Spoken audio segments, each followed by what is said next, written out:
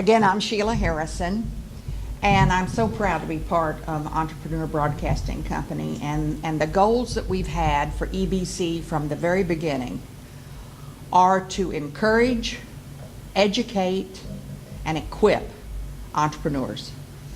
And one of the most important factors in entrepreneurship is learning to be a leader. Mary alluded to it in her How to Make Your Business More Valuable if you're trying to sell it or if you're trying to get external financing. You've got to have a business that has an ongoing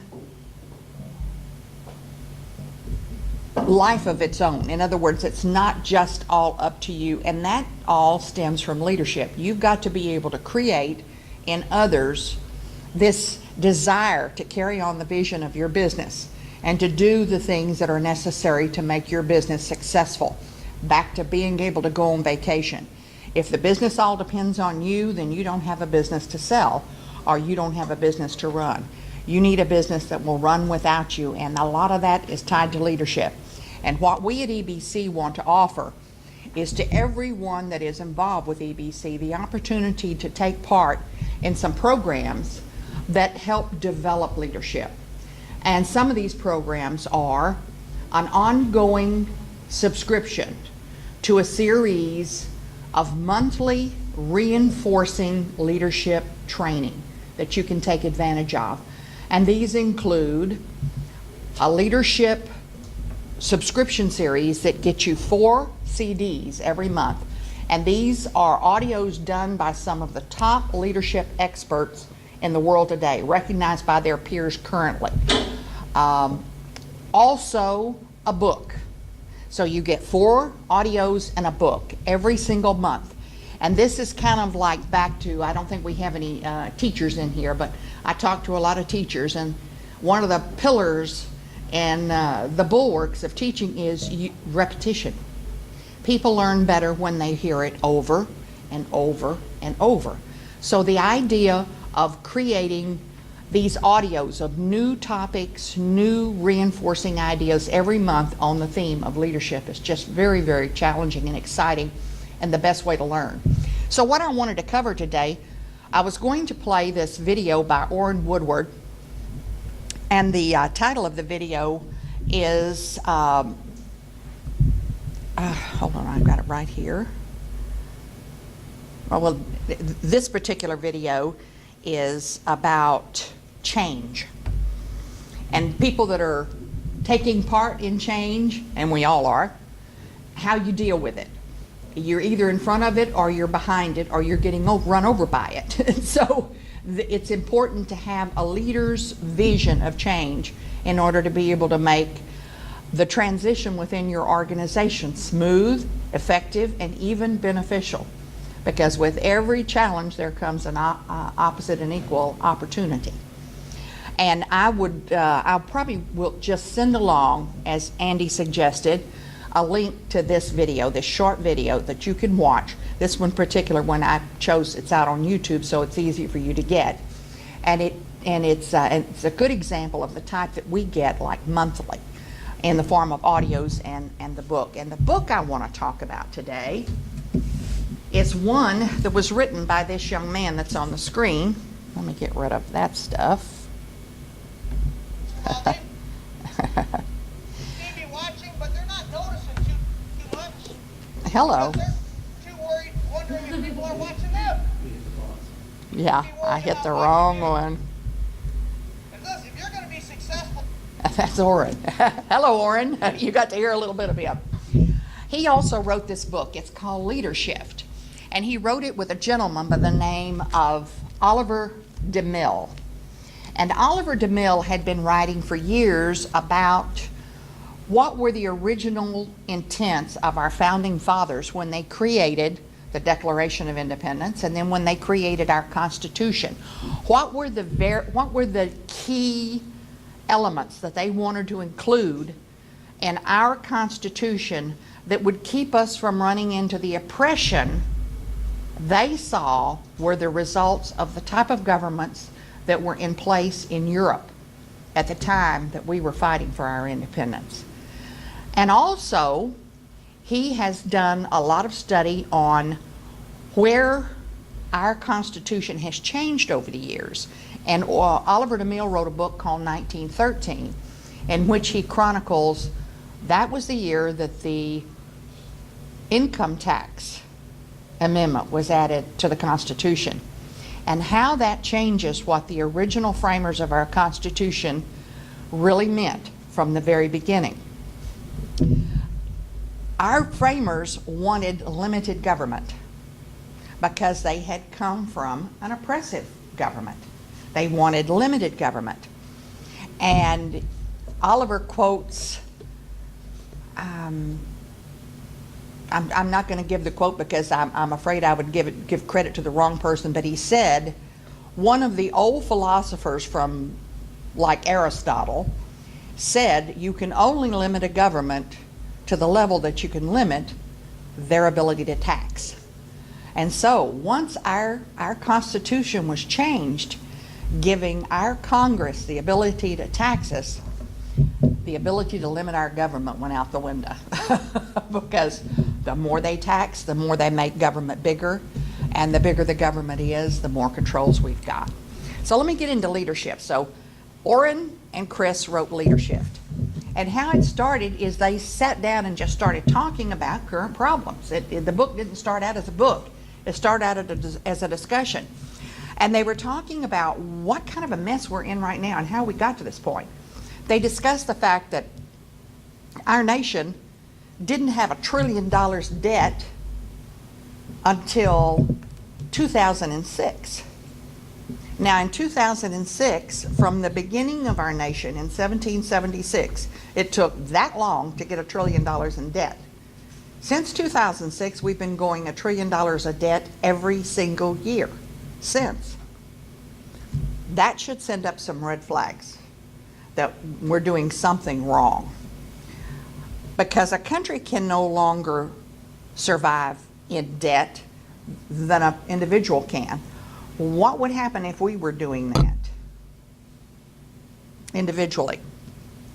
We'd be in big trouble. We would be out on the streets. We would be foreclosed on. Our creditors would come get us. So we've got to start thinking about ways to change what's happening in America. Well, so they kept talking, and Orrin kept talking to Oliver DeMille about the 5 laws of decline. And I'm going to briefly talk about those, and then I want you to get this book and read Orrin and Orville's ideas of how we can turn this around. If y'all are all thinking, like many of us are, that there's just really no way to dig ourselves out of this mess, there are some ways. But it's going to take some really strong and powerful people to be able to convince Washington that this is the way to go. But these 5 laws of decline, these are laws that have been in effect since the beginning of civilization, and many of the major civilizations that are chronicled in history as being the finest example of powerful civilizations have come and gone. The Roman Empire, the Greek Empire, the Byzantine Empire, and we can go on and on. And they all start out very, very successfully as they gain power and gain control, and then somehow or another these laws of decline fall into place. And these laws of decline start with the very first law, which is Sturgeon's law. And Sturgeon's law, some of us know kind of what this looks like. Have you ever heard of the 80-20 rule? The old 80-20 rule says that 80% of the people, 20%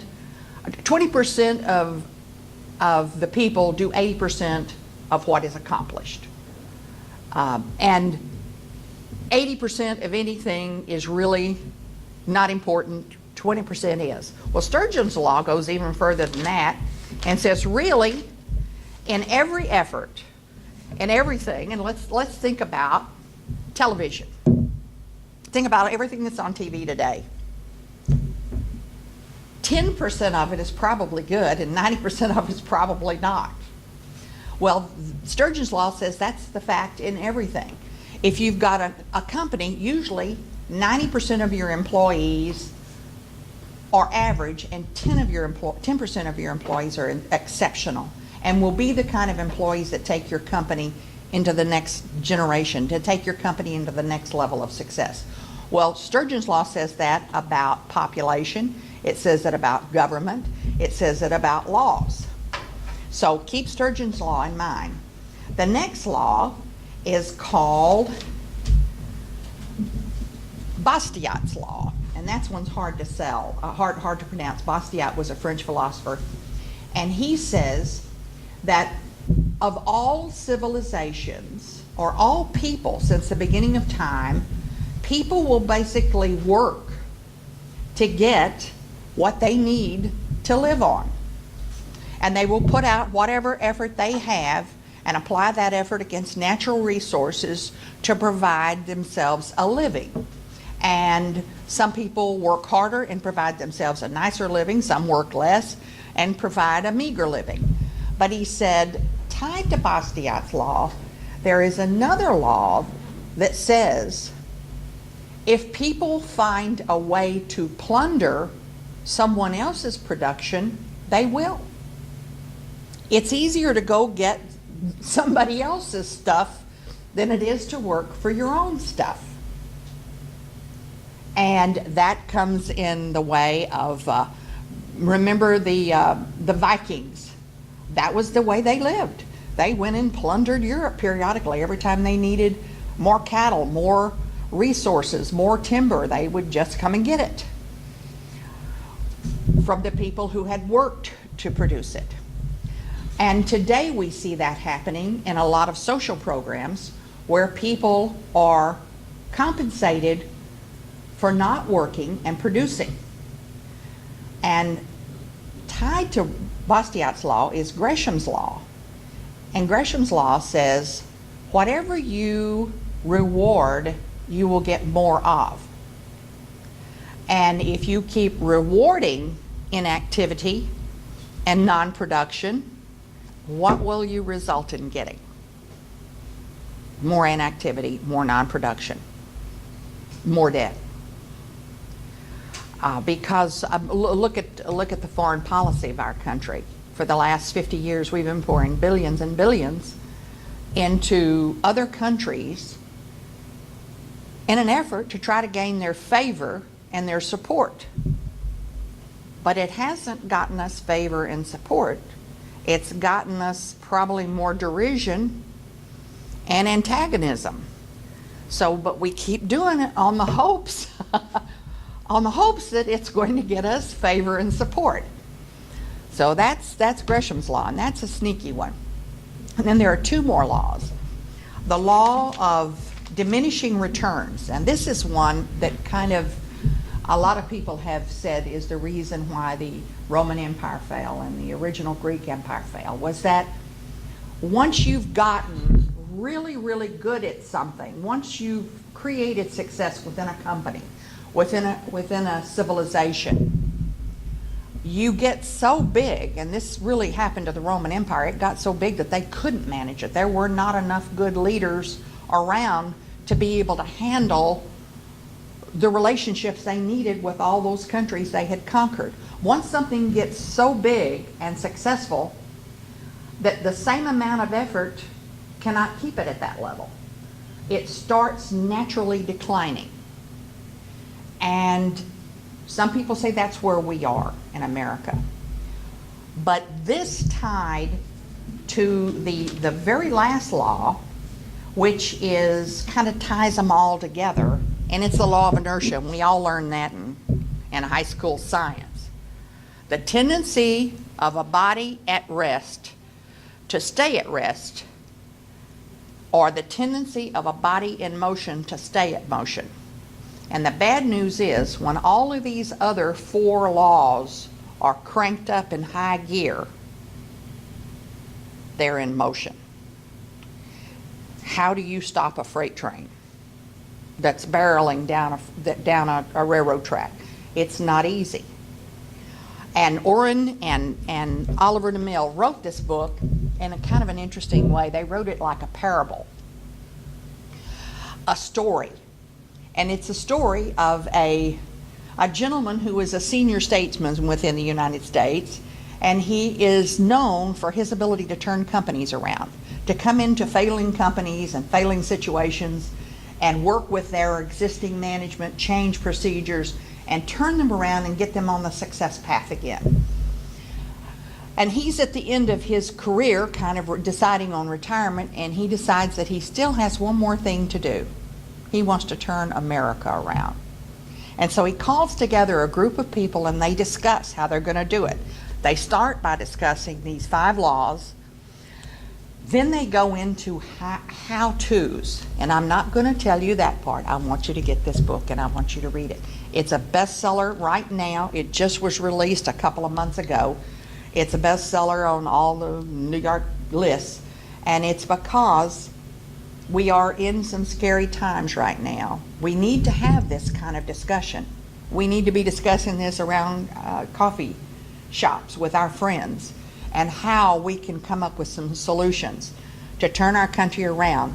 And the primary principle of this entire book, it all rests on leadership. We have to create leaders in America that can do this.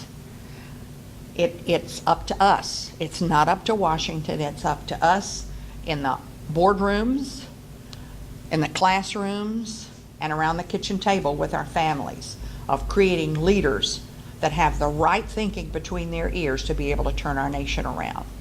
So I encourage you to get this book. And the other thing I wanted to give you an example of a video, and I didn't bring speakers, so I do apologize. But the other thing I want to talk about is the CDs, the kind of CDs we get in this leadership program. One of the very first ones I ever got when I signed up for this monthly subscription, I got this one and I could not put it down. I listened to it several times, and it's called Lens Effect. And it says that all of us have different lenses we look through life. And there are different kind of people that wear different kind of lenses. He describes 4 of them. He says, number 1, there's the victim lens. I bet every one of us in the room can think of somebody that we know that lives their life through a victim lens. Poor me, you know, I would do better, but under my circumstances. And they say they have every kind of reason in the world why they can't make it work, why they can't be successful, why they can't turn their company around. But if you know them, you know someone else who had exactly those same circumstances or worse, who turned out to be a success. So it's all the way we look at the world, these lenses we look through. Another lens is the follower lens, and that lens says, wherever everybody else is going, that's where I'm going. You know, if everybody's investing in Facebook today, that's where I'm going to invest. If everybody is doing this, that's what I want to do. I want to go with the crowd. Well, there's a crowd called lemmings, and we know what happens to them. So you don't want that. You want to try to create a lens that's a little more discerning. Another lens is the performer lens.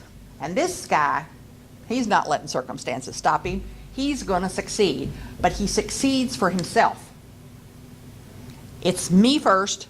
I've got to get it done. You've probably known people like this, these really, really high performers that really, it's kind of push-pull or get out of the way, and they just go ahead, full steam ahead, and get things done. But back to that, and you've probably met a lot of those who wanted a business to sell, Mary, but they're the ones that the business is them. They don't have any followers. They don't have any people that they have nurtured and developed to be able to do what they do. Well, the 4th lens is the legacy lens. And this is the kind of person who probably is a good performer, but they realize that they need to create leaders in other people, leaders in their families, their children, leaders in their businesses, leaders in the social organizations they belong to. They don't try to take control, they try to teach others to grow and become leaders themselves. And there are some steps you can take to take on this kind of lens of a legacy. I won't go into all of them, but one of them is what we were talking about twice already here. We were talking about it before we got this discussion going, and then I talked about it when I mentioned the book, Change, Managing Change, a different perspective on change. You don't fear change, you figure out how to use change to move forward and not be stopped. Another is character. In order to have a legacy lens, you've got to be the kind of person that people trust. You can't develop leaders if they don't trust you. Another characteristic that you need to develop is priorities. And we've all heard the story of the jar and the big rocks. Well, if people know that you put big rocks first, the important things, the character things in your life first, they will also follow you. That's one other aspect of being a leader. Well, I won't go into the rest of these because I don't want to take any more time, and I want you to have an opportunity to listen to this CD. But this one left such an impression on me because I've run into the people that fall into these different lenses, and what they don't realize is that they can develop this legacy lens, this way of looking at the world where you want to leave something important here. You want to have a life of significance. Well, I'm telling you some of the things that I really like, some of the books and CDs I've listened to. Jim over here is holding up some of the other CDs that we get, and there's a little pack that you get every month when you get your book and your CDs, and the pack has 4 CDs in it. And I encourage you, for the price of a tank of gas, and a tank of gas might get you across town, but these leadership principles will get you to a life of significance where you can leave a legacy. So I invite you to try this subscription. You can get on it and get off of it if you don't like it, but I really encourage you to try it. Thank you.